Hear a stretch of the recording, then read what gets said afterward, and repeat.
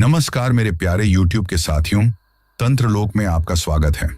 अब ये तंत्र लोक नाम सुनकर आप में से बहुत से लोग सोच रहे होंगे कि आखिर ये क्या नया अजूबा है।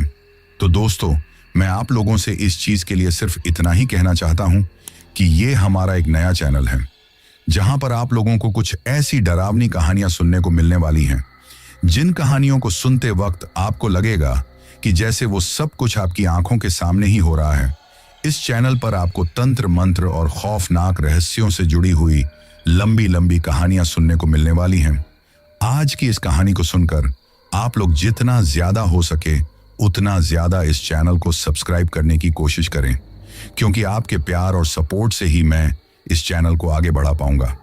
अब मैं आप लोगों का ज्यादा समय खराब ना करते हुए आपको सीधा तंत्रलोक की खौफनाक कहानियों में लेकर चलता हूं, जिनकी शुरुआत हर रोज दिन ढलने के बाद अंधेरा कायम होते ही हो जाती है।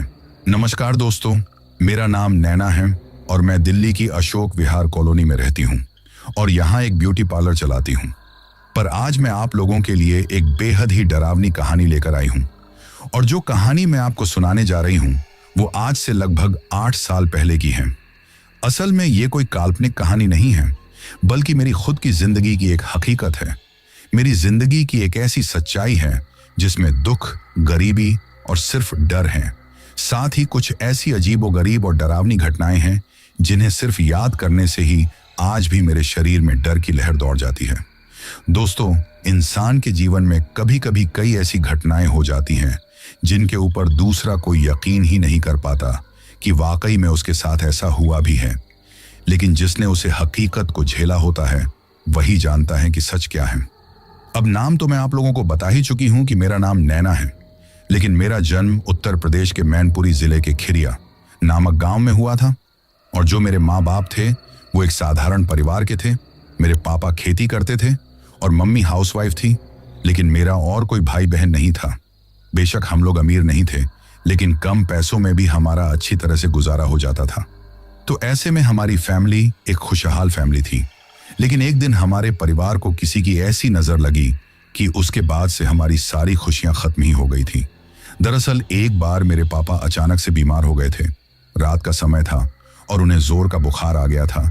तो ऐसे में गांव में जो झोला छाप डॉक्टर होते हैं उसको बुलाया गया, लेकिन उस झोला छाप डॉक्टर की दवा से उनकी तबीयत और ज्यादा खराब हो गई। जैसे तैसे रात गुजरी तो सवेरे मम्मी और चाचा पापा को लेकर पास के ही एक अस्पताल में गए। वहां उन्हें एडमिट कर लिया गया। पता चला कि उन्हें दिमागी बुखार बन गया था, लेकिन सब कुछ इलाज कराने के बाद भी पापा को बचाया नहीं जा सका। अब मम्मी अकेली रह गई थी। पारिवारिक चिंता में घुलते घुलते वे कमजोर हो गई और मैं 12 साल की हो पाई थी कि मम्मी भी इस दुनिया को छोड़कर चली गई। अब मैं पूरी तरह से चाचा और चाची के ऊपर आश्रित हो गई। मेरा आगे का समय बहुत कठिन था। चाची मुझ पर बहुत जुल्म करती थी, लेकिन चाचा को नहीं बताती थी, और मैं भी चाचा से शिकायत नहीं कर सकती थी, क्योंकि फिर उनकी लड़ाई होती और चाची की पिटाई। ऐसे ही दिन कटते रहे।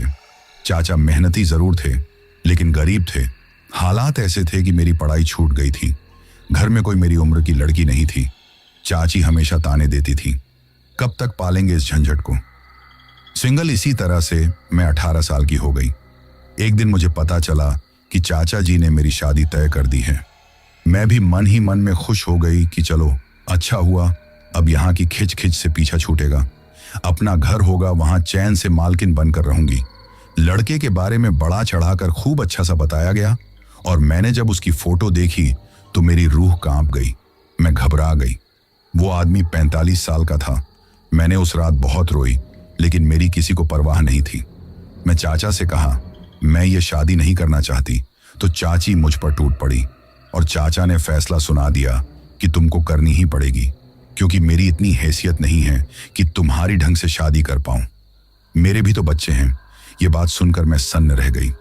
अब इस मुसीबत से पीछा छुड़ाने का कोई रास्ता नहीं था। आप लोग सोचते होंगे कि एक और तो बता रही हैं कि ये एक खौफनाक कहानी है, और कहां ये अपनी जिंदगी का रोना लेकर बैठ गई। लेकिन नहीं दोस्तों, मैं जो भी बता रही हूं इसका आगे की घटनाओं से गहरा संबंध है, जिससे आपकी समझ में मेरी बात और भी सही तरीके से आएगी कि किस तरीके की परिस्थितियों में मैं फंसी हुई थी। मैं मन ही मन में सोचने लगी कि मैं इस मुसीबत से पीछा कैसे छुड़ाऊं। क्योंकि मुझे पता था कि इस शादी में चाचा एक पैसा भी खर्च नहीं करेंगे, उल्टे उनको पैसे मिले होंगे। फिर चाचा को चाची से बात करते समय जब मैंने ये सुना कि नैना को पता मत लगने देना कि लड़के के 2 बच्चे हैं, नैना की मर्जी के खिलाफ उसकी शादी तो कर सकता हूं, लेकिन जब उसे पता चलेगा कि हमें एक लंबी रकम भी मिली है तो वो ये शादी हरगिज नहीं करेगी। मेरे पैरों के नीचे से जमीन ही खिसक गई। मैंने ये सपने में भी नहीं सोचा था कि मेरे चाचा ऐसा भी कर सकते हैं। अब दुनिया भर के सब रिश्तों से मेरा विश्वास उठ गया था। मैंने फैसला कर लिया कि मैं ये शादी नहीं करूंगी, लेकिन इसके लिए मुझे यहां से जाना होगा। लेकिन मैं कहां जाऊं? ये सवाल मेरे दिमाग में घूम रहा था, क्योंकि मेरे सगे संबंधियों में ज्यादा कोई था भी नहीं, और जो 2-4 थे भी उन्होंने चाचा की और मेरी पोजीशन को देखते हुए अपना किनारा कर लिया था। वो लोग हमसे कोई मतलब इसलिए नहीं रखते थे कि कहीं ऐसा ना हो कि हम उनसे मदद मांगने लगें। बस एक मेरी मौसी थी। रिश्तेदारों में मौसी के अलावा मेरा कोई नहीं था, और उनके पता ठिकाने के नाम पर केवल एक फोन था जिसमें उनका नंबर सेव था, और वे दिल्ली में नांगलोई में रहती हैं। इतना मुझे पता था।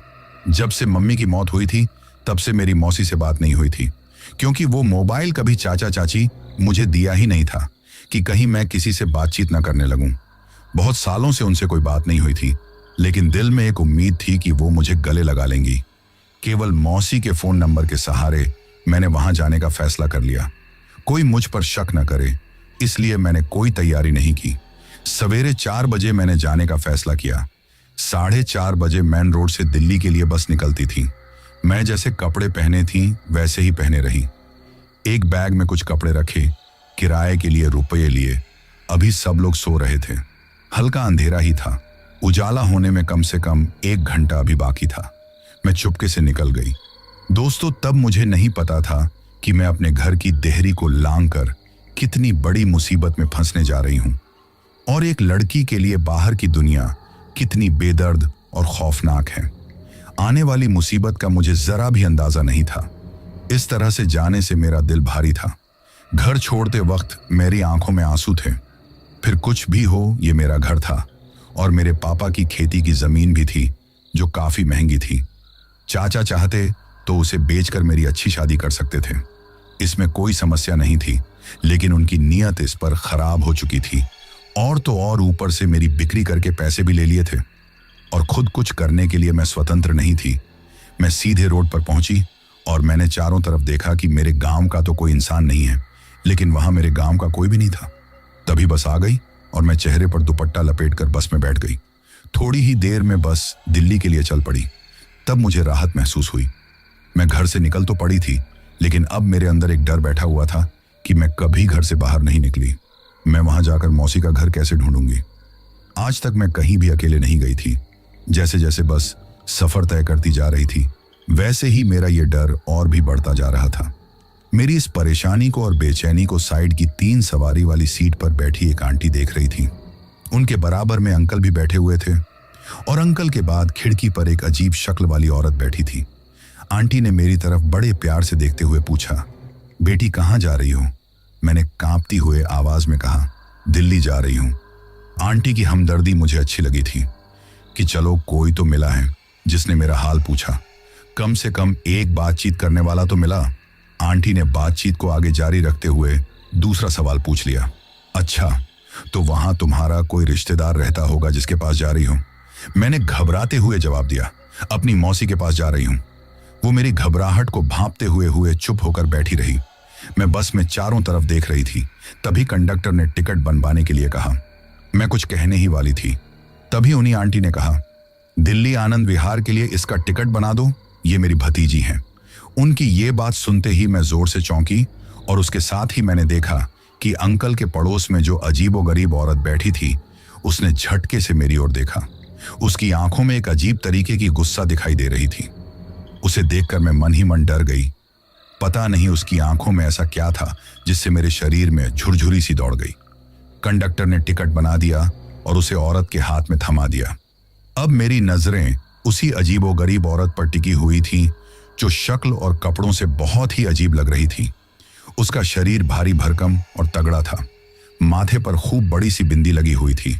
हाथ पैर मजबूत थे। वो बहुत डार्क मेकअप किए हुए थी। आंखों में गहरा काजल था जिसकी लाइन आंखों के कोनों से बाहर तक खींची हुई थी। होठों पर चटक लाल रंग की लिपस्टिक लगी थी। चेहरे और गले पर खूब पाउडर पुता हुआ था। बालों में गजरा लगा हुआ था। लंबी छोटी पीठ पर लहरा रही थी। वो लाल रंग की साड़ी पहने हुए थी, जिससे किनारा खूब चौड़े सुनहरा गोटेदार था और ब्लाउज कोहनी तक आस्तीन वाला था। साड़ी ब्लाउज उसके शरीर पर बहुत ही अजीब और बेकार लग रहा था। मैं उलझन में पड़ी हुई थी कि ये औरत है या आदमी। तभी मेरी ये शंका भी दूर हो गई। उसके बगल में बैठे अंकल से शायद कुछ गुस्ताखी हो गई या उनका कुछ हाथ पैर छू गया होगा कि वो एकदम से भड़क उठी। आए हाय हाय मुए नाश पीटे, तुझे शर्म नहीं आई? बुढ़ा हो गया और लड़कियों को छेड़ने की तेरी हवस अभी भी नहीं गई है? ऐं बोल, सर पर क्यों चढ़ा आ रहा है? उसने ताली चटकाते हुए एक थप्पड़ अंकल के गाल पर जड़ दिया और 2-4 गंदी गंदी गालियां आंटी को भी दे डाली। ऐ हीरोइन, अपने आदमी को संभाल नहीं पाती? उसके ताली चटकाने से ही मैं समझ गई कि ये किन्नर है। उसको छेड़ने की बात सुनकर बस में बैठे सभी मुसाफिर हंसने लगे और उनका मनोरंजन हो गया। अंकल का चेहरा उतर गया। उनकी अच्छी खासी बेइज्जती हो गई थी और साथ ही साथ में आंटी की भी। जाने क्यों मुझे लग रहा था कि ये जो औरत हैं वो अंकल से जानबूझकर भिड़ी हैं और किसी न किसी तरह की खुन्नस निकाल रही हैं। मैंने उसकी तरफ देखा और उसको देखकर एक बार फिर से मेरे पूरे शरीर में डर के मारे सिहरन दौड़ गई। बस सफर तय करती चली जा रही थी और मेरी जिंदगी अब खौफ से भरने वाली थी। लेकिन मैं आने वाली मुसीबत से अनजान अभी बस की सवारियों को देखने में ही व्यस्त थी। मुझे यह भी नहीं पता था कि आगे मैं किसी बड़ी मुसीबत में फंसने वाली हूं। इतनी गहरी मुसीबत में कि जिसका मुझे एहसास भी नहीं था कि मेरा क्या होगा। अब घर से निकले हुए कई घंटे हो चुके थे। मुझे तेज भूख लग रही थी, लेकिन मेरे पास खाने को कुछ था ही नहीं और ना ही मेरे पास इतने पैसे फालतू थे कि कहीं से कुछ ले पाती। वो आंटी बड़े गौर से मेरे चेहरे के हाव भाव को परख रही थी। उन्हें भी ये महसूस हो रहा था कि मुझे भूख लगी हुई है। अब वो आंटी फिर से कहने लगी, बेटी कुछ खा पी लो। मैंने मना किया कि नहीं आंटी, मुझे कुछ नहीं खाना है, मुझे भूख नहीं लगी है। तो उन्होंने बड़ी प्यार भरी आवाज में मुझे डांटते हुए कहा, भूख कैसे नहीं लगी? मुझे तो चेहरा देखकर ही पता लग रहा है कि तुम्हें अब तेज भूख लग रही है। अब चुपचाप से खाना खा लो। मुझे भी भूख लगी है, मैं भी खाऊंगी। उन्होंने अपने खाने के टिफिन से खाना निकाला। हालांकि मैंने फिर मना किया, लेकिन बड़े प्यार से उन्होंने मुझे खाने के लिए दिया, तो फिर मैं मना नहीं कर सकी। मैं खाने लगी। साथ ही साथ अंकल और आंटी ने भी खाना शुरू किया। खाना खाते खाते अचानक मेरी नजर उस औरत की तरफ गई तो मैं चौंक पड़ी। वो बड़े गुस्से में लाल लाल आंखों से मेरी तरफ लगातार घूर रही थी। मेरी समझ में नहीं आया वो मेरी तरफ ऐसे क्यों देख रही थी, और उसकी तरफ देखते ही मुझे जाने क्या हो जाता था कि मैं डर के मारे कांपने लग जाती थी। पता नहीं ये रहस्यमयी औरत कौन थी और मेरा उसे क्या लेना देना था। मैं तो उसे जानती तक नहीं थी। आंटी ने मुझे परेशान देखकर कहा, बेटी खाती क्यों नहीं हो? खाओ। मैंने उसकी तरफ से निगाह हटा ली और मैं चुपचाप खाने लगी। तभी आंटी ने मुझसे पूछा, लिया मौसी का घर कहाँ पर है? मैंने डरी हुई आवाज में बताया कि मौसी तो नांगलोई में रहती है, लेकिन मेरी उनसे बात नहीं हुई है और मेरे मोबाइल से उनका नंबर लग ही नहीं रहा है। उनके घर का पता मैं नहीं जानती हूँ। जाने क्यों मुझे लगा या वास्तव में आंटी के चेहरे पर एक गहरी और छुपी हुई मुस्कान आ गई। वो कहने लगी, अरे नांगलोई में तो मैं भी रहती हूँ, और ऐसा कौन सा घर है जहां मैं जाती नहीं? मैं सबको जानती हूँ। तुम मेरे साथ चलो और मैं तुमको तुम्हारी मौसी के घर पहुंचा दूंगी। चलो, अभी तुम्हारा मोबाइल नहीं मिल रहा है, बाद में मिल जाएगा, तो मेरे साथ ही चलना। मैं हामी में सिर हिला दिया। दिल्ली आने पर बस रुकी और मैं उनके साथ उतर गई। उसके बाद उन्होंने ऑटो किया। मैं उन दोनों अंकल और आंटी के साथ ऑटो में बैठ गई। ऑटो आगे बढ़ा, तभी मैंने देखा मेरे पीछे वाला जो ऑटो था उसमें वही विचित्र किन्नर बैठी हुई थी। अब वही अजीब सी शक्ल वाली औरत दूसरे ऑटो में पीछे पीछे आ रही थी।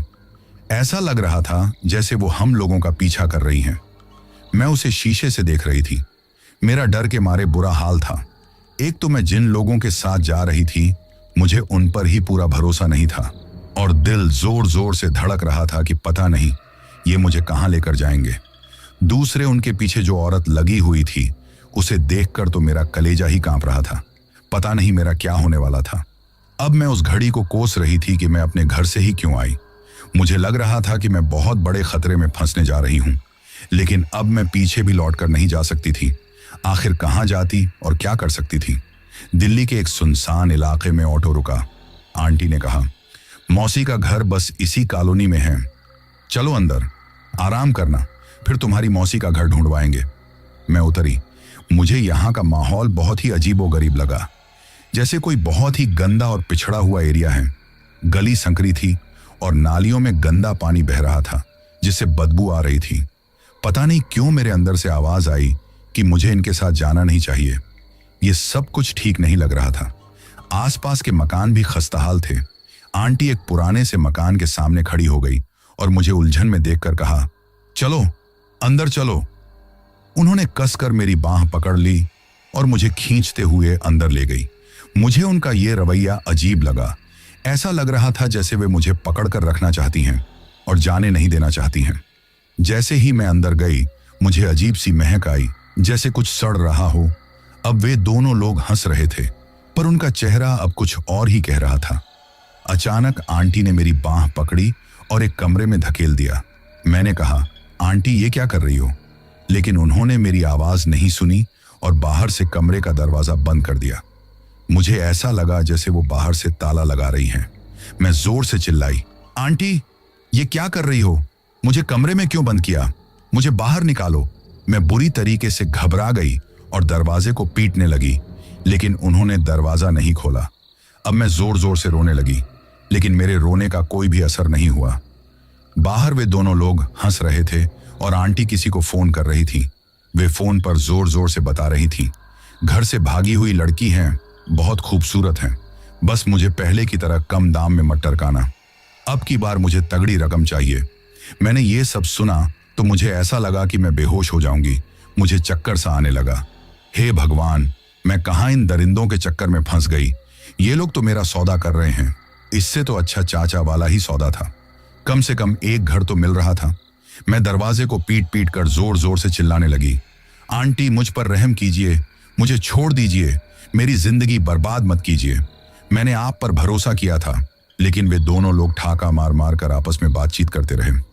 उन्हें अपनी खुशी संभाले नहीं संभल रही थी। उनकी आंखों के आगे शायद नोट लहरा रहे थे। तभी अचानक बाहर से अजीबोगरीब आवाजें आने लगी। अंकल और आंटी की गोगो की आवाज आ रही थी। ऐसा लग रहा था जैसे किसी ने उनका मुंह बंद कर रखा हो। फिर मेरे कमरे के दरवाजे पर किसी ने धड़ाक से लात मारी और कमरे का पुराने दरवाजे का पल्ला एक ही चोट में भीतर जा गिरा। ऐसा लगा कि जैसे तूफान आ गया है। मैंने चौंक कर देखा तो सामने वही औरत थी। उसकी आंखें गुस्से में लाल थीं। मैं फुर्ती से कमरे के बाहर आ गई और फिर जो मैंने सीन देखा तो मेरे होश उड़ गए। अंकल और आंटी के खून में सने हुए शरीर पड़े थे। उनके मुंह से खून बह रहा था। लग रहा था कि उनके शरीर में अब जान नहीं है। उसने मेरा हाथ पकड़ा और खरखराती आवाज में बोली, चल मेरे साथ। जैसे ही उसने मेरा हाथ पकड़ा तो मैं चौंक पड़ी। उसका हाथ बर्फ की तरह ठंडा था और ऐसा लग रहा था जैसे किसी मुर्दा शरीर का हो। एक अनजाने से डर की लहर मेरी रीढ़ की हड्डी तक दौड़ गई। मेरे अंदर खौफ भरने लगा। फिलहाल में तो इस समय उसने मुझे इन अपराधियों से बचाया था। मुझे तो अब मालूम हो गया था कि मैं अब जहां कहीं भी कदम रखूंगी मेरा यही हाल होगा। अब मुझे पहली बार एहसास हो रहा था कि अकेली लड़की को लोग कैसी नजरों से देखते हैं। वे उसे गिद्ध की तरह नोचना चाहते हैं और कदम कदम पर जाल बिछाए बैठे हैं। जब मौत को ही चुनना है तो फिर ये औरत क्या बुरी है। मैं उसके पीछे पीछे चल दी। बाहर उसने एक ऑटो रुकवाया और उसमें मेरे साथ बैठ गई। वो मुझे किस इलाके में लेकर गई इसका मुझे कुछ भी पता नहीं, लेकिन अभी तक मैं इतना जरूर समझ चुकी थी कि ये मेरा बुरा नहीं चाहती हैं। अब मेरी समझ में आया कि जब मैं बस में बैठी हुई अंकल और आंटी से घुल मिलकर बातें कर रही थी तो ये गुस्से में क्यों देख रही थी। शायद इसे लोगों को पहचानने का तजुर्बा है। इसे पता चल गया होगा कि मैं गलत लोगों के हत्थे चढ़ गई हूं, तभी ये नाराज हो रही थी। फिलहाल कुछ भी हो, उसने मुझे एक मुसीबत से बचाया था। अपने साथ मुझे लेकर वो ऐसे मकान में गई जो बहुत आलीशान बना था और ठीक उसके सामने एक खाली प्लॉट में पुराना बड़ा सा जामुन का पेड़ था और कुछ दूर एक चमचमाती बहुमंजिली इमारत थी। सब उसी की तरह थे, उसी की तरह कपड़े पहने हुए थे, मेकअप भी वैसा ही किए हुए थे। और उसी के लहजे में बातें कर रहे थे, यानी कि वे सब भी किन्नर थे। सब लोग उसे शालू शालू कहकर बुला रहे थे। मैंने भी उसे शालू दीदी कहकर बुलाना शुरू कर दिया। फिर शालू दीदी ने मुझसे कहा, तुम आज यहाँ रुको और फिर मैं तुम्हें यहाँ से दूसरी जगह मकान दिलवा दूंगी और तुम्हारा इंतजाम करवा दूंगी, क्योंकि मुझे पता है तुम यहाँ नहीं रह पाओगी। मैंने देखा कि वे सभी लोग मुझे एक खास नजर से देखकर खुश होने लगे। मेरी कुछ समझ में ही नहीं आ रहा था कि अब ये नया ड्रामा क्या शुरू हो गया है। जल्दी ही इस बात का भी मुझे पता चल गया कि मैं शालू दीदी की बहन की तरह लगती हूँ, इसीलिए वे सब लोग मुझे शालू दीदी की बहन ही समझ रहे हैं। अब मुझे पता चला कि शालू दीदी ने मुझ पर इतनी मेहरबानी क्यों की, क्योंकि वो मुझ में अपनी बहन की छवि देख रही थी। खैर, अब जाकर मुझे राहत मिली थी। सभी किन्नर शालू दीदी की बात मान रहे थे, उन्हें झुककर नमस्कार कर रहे थे, उन्हें बहुत इज्जत दे रहे थे। वहां शालू दीदी का रुतबा चल रहा था और मुझे भी शालू दीदी वहां लाई थी, इसीलिए मेरी बहुत आवभगत हो रही थी। पर मैं अब बहुत बुरी तरीके से थक चुकी थी और आज के पूरे दिन भर जो घटनाएं मेरे साथ घटी थीं, उन्हीं के बारे में सोच रही थी। तभी मेरे लिए खाना लगा दिया गया। थाली में कई तरीके के व्यंजन थे। अपनी जिंदगी में पहली बार मैंने इतना स्वादिष्ट खाना खाया था। लेटने के लिए एक मुलायम गद्देदार बिस्तर था, जिस पर बेहतरीन साफ चादर बिछी थी। दुनिया भर के झंझटों से दूर मैं बिस्तर पर लेटी तो फिर गहरी नींद में सो गई। मुझे कुछ भी होश नहीं रहा और रात सपने की तरह गुजर गई। सवेरा होते ही वो मुझे दिल्ली के ही एक इलाके में ले गई। वहां एक कमरा दिलवाया, उसमें सारी सुख सुविधाओं का सामान रखवा दिया। फिर मुझे एक पार्लर में काम दिलवाया और बोली, इससे तुम्हारा काम अब आराम से चलता रहेगा, मुझे दूर मत समझना।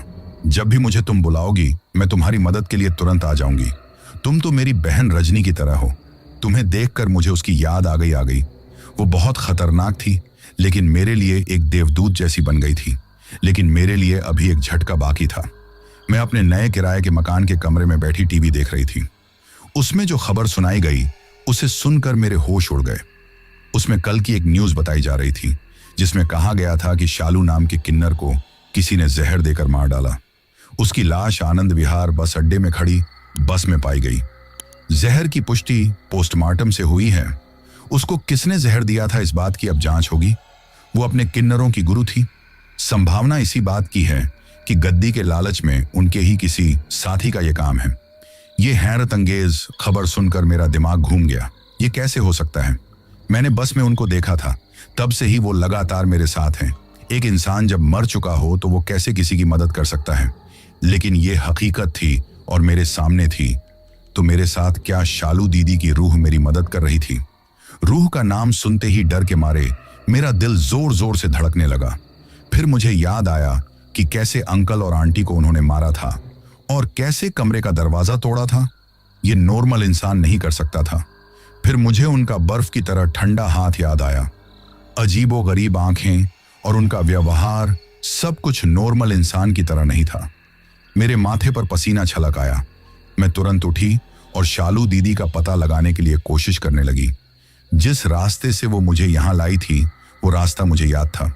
मैं वहां पहुंची तो ये देखकर हैरान रह गई कि एक खाली प्लाट में बहुत सारे पेड़ पौधे थे।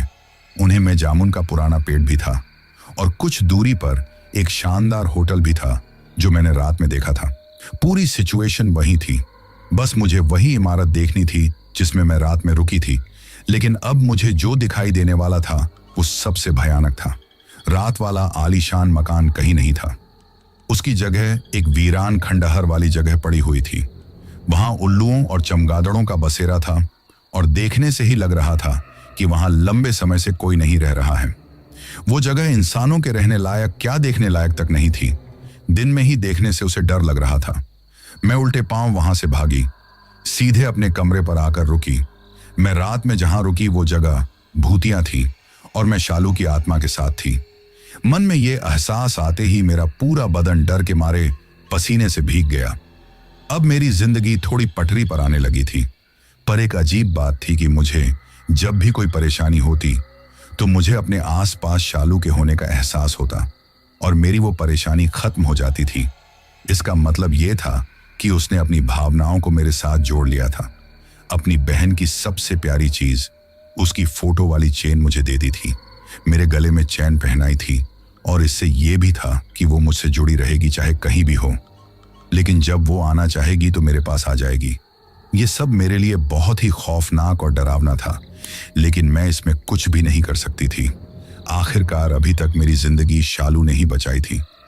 मेरी समझ में नहीं आ रहा था कि मैं उससे डर कर रहूं या उसका ये एहसान समझूं कि जो कुछ मैं हूं उसकी बदौलत हूं।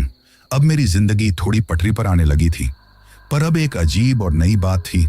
कोई भी लड़का अगर मुझे परेशान करता तो उसके साथ अजीब अजीब हादसे होने लगते। मुझे अकेला समझकर जिन जिन लोगों ने परेशान करना चाहा और मुझे छेड़ना चाहा, उनके साथ कुछ ना कुछ बुरी घटनाएं हुई और लोगों ने मुझसे डरना शुरू कर दिया और मुझसे दूरी बनानी शुरू कर दी, जिससे मैं अपने आप को अकेला महसूस करने लगी। अब मेरा डेली का रूटीन था। मैं सवेरे उठती, नहाती धोती, अपना नाश्ता बनाती और मैं ब्यूटी पार्लर के लिए निकल जाती। दिन भर मैं उसमें काम करती और शाम को आती, खाती पीती और आराम से सो जाती। इसी एक से रूटीन में चलते चलते मैं बोर हो गई थी। अब कोई ज्यादातर मुझसे ब्यूटी पार्लर में भी नहीं बोलता था। दरअसल मुझे एक लड़के ने छेड़ा था और उसी दिन उसकी बाइक का एक्सीडेंट हुआ था। उसे गहरी चोट आई थी। तब से उसने मेरे बारे में उल्टा सीधा कहना शुरू कर दिया कि ये कोई अच्छी लड़की नहीं है, ये बुरी आत्माओं को अपने बस में रखती है, इससे दूर ही रहना चाहिए। लेकिन मेरी सेफ्टी के लिए ये एक तरीके से अच्छा ही था। मैं अपने काम से काम रखती और फालतू किसी से नहीं बोलती थी। इधर मेरे लिए एक नई प्रॉब्लम खड़ी हो गई थी। अक्सर मैं देखती कि मकान मालिक बेमतलब में ही मेरे इर्द गिर्द मंडराया करता है और अचानक से ही मेरा बहुत ज्यादा ख्याल रखने लगा है। वो बिना वजह ही मेरा हालचाल पूछने के लिए मेरे पास चला आता। कभी पूछता, नैना तुम्हें कुछ चाहिए तो नहीं? अगर चाहिए हो तो मुझे बता देना। असल में उसके मन में फितूर आ गया था। अकेला देखकर वो मुझ पर डोरे डालने की कोशिश करने लगा था। मैंने उसकी नीयत को समझकर उसे कड़ी फटकार लगा दी। तब से वो बदला लेने के लिए मेरे पीछे ही पड़ गया। अब वो मुझसे इतना नाराज रहने लगा कि परेशान करना शुरू कर दिया। हर वक्त मुझसे कहता, मेरा कमरा खाली कर दो, मुझे तुम्हें अपने कमरे में नहीं रखना है। तुम्हारे बारे में लोग उल्टी सीधी बातें करते हैं कि तुम मनहूस हो। मेरे लिए ये सब एक सदमे की तरह था। मैं मानसिक रूप से बहुत परेशान हो गई। आज उसने अल्टीमेटम जारी कर दिया था कि मेरा कमरा छोड़ दो और दूसरा तलाश कर लो। मैं पूरी रात चिंता के मारे सो ही नहीं पाई। सवेरे जब उठी तो देखा कि मकान मालिक के घर में हलचल मची हुई थी। उसका लड़का बेहोश पड़ा था और उसके घर में सभी लोग रो रहे थे। लड़के को तुरंत अस्पताल ले जाया गया, जहां डॉक्टरों ने उसकी सारी जांच की, लेकिन वे ये देखकर हैरान रह गए कि जांच में कोई भी बीमारी नहीं निकली। तब उन्होंने कमजोरी समझकर इलाज किया। मकान मालिक को रात में सपना आया। किसी डरावनी औरत ने उससे कहा, अगर तूने शालू को अपने कमरे से निकाला तो तेरे लड़के की मौत हो जाएगी। ये सुनकर मकान मालिक बहुत डर गया। वो मेरे पास आया और मुझसे माफी मांगने लगा। इस तरह से ये बात मेरे लिए एक तरफ तो राहत भरी थी, लेकिन दूसरी तरफ मेरे लिए बहुत ही डरावनी पोजीशन तैयार कर रही थी। मेरी छवि खराब होती जा रही थी। मैं समझ गई कि ये सब शालू की ही करामात है। मुसीबत में वो मेरी मदद करती है, लेकिन यही बात लोगों को भी महसूस हो रही थी, जिससे मैं समाज से कटती जा रही थी। एक दिन मेरी एक लड़के से मुलाकात हुई। वो बहुत ही अच्छे नेचर का था, देखने में सुंदर था। उसका नाम संजय था। मुझे उससे मिलकर बहुत अच्छा लगा था। आखिर में एक लड़की थी, खूबसूरत थी लेकिन अकेली थी और मुझे अपने भविष्य के बारे में सोचना था। संजय ने मुझको पहली नजर में ही पसंद कर लिया। उसने मुझको प्रपोज किया और मुझसे कहा, तुम मुझसे शादी करोगी? मुझे तो ये सुनकर विश्वास नहीं हुआ कि मेरा भाग्य इतना साथ दे रहा है। मैंने हाँ कर दी। वो एक प्राइवेट जॉब करता था। उसके घर में उसकी माँ के अलावा कोई नहीं था। मैं उसकी माँ से मिलने भी गई। उन्होंने भी मुझे पसंद कर लिया। इस तरह से अब मेरी जिंदगी में फिर से खुशी आने लगी। मुझे अब और किसी की जरूरत भी नहीं थी। संजय मेरे पास था तो ऐसा लग रहा था कि सारी दुनिया मेरे पास है और अब मैं अपना घर बसाने जा रही थी। अक्सर संजय मुझसे मिलने आने लगा और मेरी जिंदगी में खुशियां भरने लगी, लेकिन मुझे नहीं पता था कि मेरी खुशियों को ग्रहण लगाने के लिए शालू की नजरें मुझ पर गड़ी हुई हैं। मैं एक ऐसी आत्मा के चंगुल में फंस गई हूं जो मुझे अपने प्राणों की तरह चाहती है। मुझे क्या, असल में वो मुझ में अपनी बहन को देखती है, उसी को चाहती है। शायद उसकी बहन के साथ कुछ हादसा हुआ होगा या किसी ने उसके साथ कुछ किया होगा। तभी वो उसकी की जान से रक्षा करती है, और उसकी ये रक्षा मेरे लिए गले की फांस और जी का जंजाल बन गई है। मैं उससे पीछा छुड़ाना चाहती थी, लेकिन मेरी समझ में नहीं आ रहा था कि मैं क्या करूं। समाज से कटकर और दुनिया से कटकर मैं कैसे रह सकती थी। चलो ये भी मान लिया कि किसी से मतलब ना रखो, लेकिन आखिरकार मैं शादी विवाह करूंगी ही, अपना परिवार बसाऊंगी, और वो ये भी नहीं होने देना चाहती थी। मेरे आसपास वो किसी को अफ टकने नहीं देना चाहती थी, यहां तक कि मेरे पास वो संजय को भी नहीं आने देना चाहती थी। ये उसका जुनून था। एक दिन संजय ने प्रोग्राम बनाया कि चलो कहीं घूमने चलते हैं। मौसम बहुत ही अच्छा था। हम लोगों ने पार्क में जाने का फैसला किया और पार्क में पहुंच गए। वहां संजय ने मेरा हाथ अपने हाथ में लेते हुए कहा, नैना, मैं कितना खुशकिस्मत हूं कि तुम जैसी जीवन संगिनी मुझे मिल रही है। तुम कितनी समझदार हो, मेरी हर फीलिंग को समझती हो। वो भावुक हो रहा था। उसने मुझे गले से लगा लिया। तभी अचानक जैसे उसे झटका लगा। किसी अनजानी ताकत ने उसे जोर से धक्का दिया और वो वहां पड़ी हुई बेंच से टकरा गया। उसके सिर पर बेंच का कोना अचानक से ही लगा, इसलिए खून बहने लगा। मैं डर गई और उसकी तरफ दौड़ी और रोते रोते पूछने लगी, क्या हुआ संजय? मैं उसको झकझोर कर उसे होश में लाने की कोशिश करने लगी। संजय भी बहुत डर गया था। उसने कहा, नैना जल्दी चलो यहां से, यहां कुछ है। उसने मुझे जोर से धक्का दिया। मैंने उसको महसूस किया है। घबराहट के मारे मेरा भी दिल जोर जोर से धड़कने लगा था। मेरा दिन ही खराब हो गया। मैं और संजय जल्दी से वहां से निकले। फिर मैं अपने घर चली आई और संजय अपने घर चला गया। रात को मैं जब सोने लगी तो मुझे एक भयानक सपना आया। सपने में शालू थी। वो बहुत भयानक रूप में थी। उसने मुझे धमकाते हुए कहा, खबरदार, अगर तुमने संजय के आसपास जाने की कोशिश की तो मैं संजय को मार दूंगी। ऐसा कहते रहते उसका रूप बहुत भयानक हो गया। उसके हाथ पैरों के पंजे बड़े बड़े थे, दांत भी निकले हुए थे, आंखों से आग सी निकल रही थी। ऐसा रूप मैंने उसका कभी नहीं देखा था। मैं डर के मारे चीखने लगी और उठकर बैठ गई। अब मैं बहुत ही ज्यादा परेशान थी। मैं देवी देवताओं और भगवान से मना रही थी कि भगवान, मेरी जिंदगी में भी खुशियां भर दो और इस मुसीबत से मेरा पीछा छुड़ा दो। किसी ने मुझसे कहा, शिव जी के मंदिर में जाओ, वहां जाने से तुम्हारी सारी मनोकामनाएं पूरी होंगी। मैं संजय के साथ उस मंदिर में गई। मैं जैसे ही मंदिर में घुसने लगी, वैसे ही पुजारी जी ने बाहर ही रोक दिया और कहा, बेटी, तुम कोई ऐसी अपवित्र चीज अपने साथ लिए घूम रही हो जो तुम्हारे लिए नुकसानदायक है। मैंने चक्कर में पड़ गई और मैंने पूछा, वो चीज क्या हो सकती है पुजारी जी? उन्होंने मेरे गले की तरफ इशारा करते हुए कहा, ये चेन और लॉकेट ही वो अपवित्र चीज हैं जो तुम अपने साथ लिए घूम रही हो। यही तुम्हारे जीवन में अनिष्ट का कारण है। अपने से इसे दूर कर दो। इसी के द्वारा तुमसे एक आत्मा जुड़ी हुई है। अगर तुम इसे अपने से दूर नहीं करोगी तो वो तुम्हारा पीछा कभी नहीं छोड़ेगी। मेरी समझ में बात आ गई।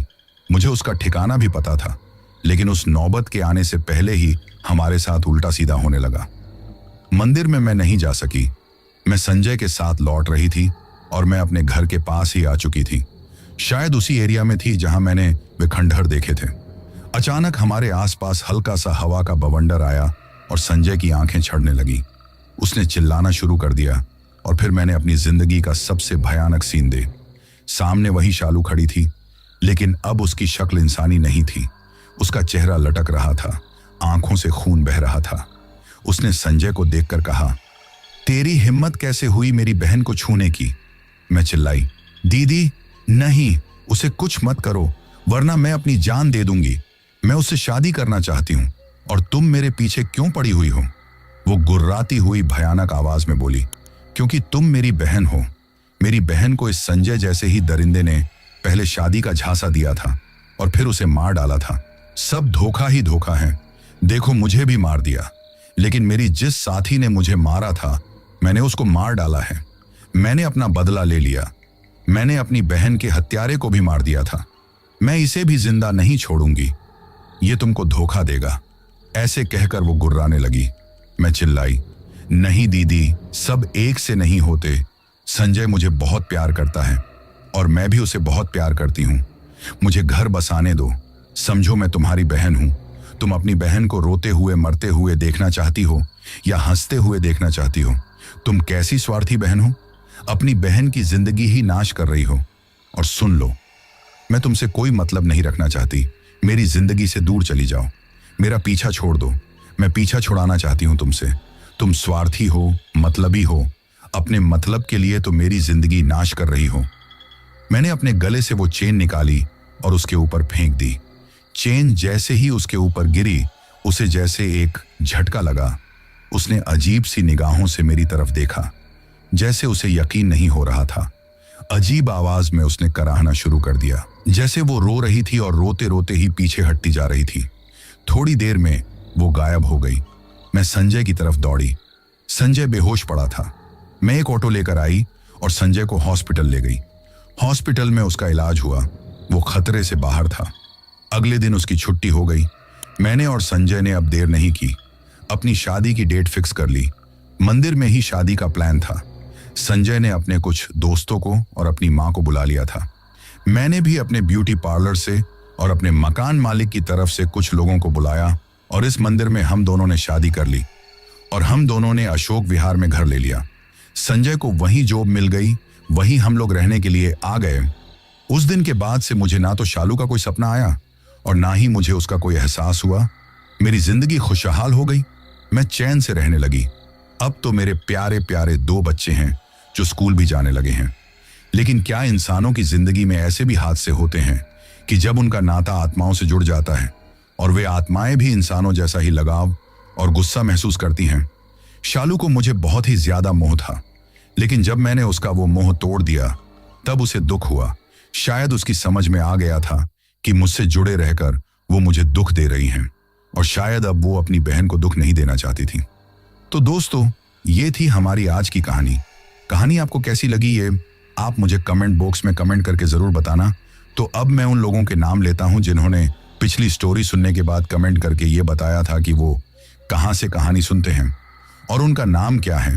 तो सबसे पहले पवन हिना है हरियाणा से, कोमल सिंह हैं बिहार से, लक्ष्मण हैं तेलंगाना से, नोखिलाल हैं यूपी से, संजय कुमार हैं नेहरू नगर दिल्ली से, पंकज हैं यूपी से, जितेंद्र सिंह जेरी, परमिंदर कौर, सविता और अनमोल हैं जालंधर सिटी पंजाब से, मुस्कान है हिमाचल से, जितेंद्र सैनी हैं बरेली से, पार्वती चलवानी हैं पुणे महाराष्ट्र से और सबसे लास्ट में सुनील ठाकर हैं बीकानेर राजस्थान से।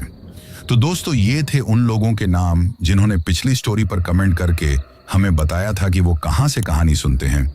इसके साथ ही अगर अभी तक भी आप लोगों ने चैनल को सब्सक्राइब नहीं किया है तो जल्दी से चैनल को सब्सक्राइब कर लो, क्योंकि आपका ये छोटा सा सहयोग मेरे लिए बहुत ज्यादा मायने रखता है।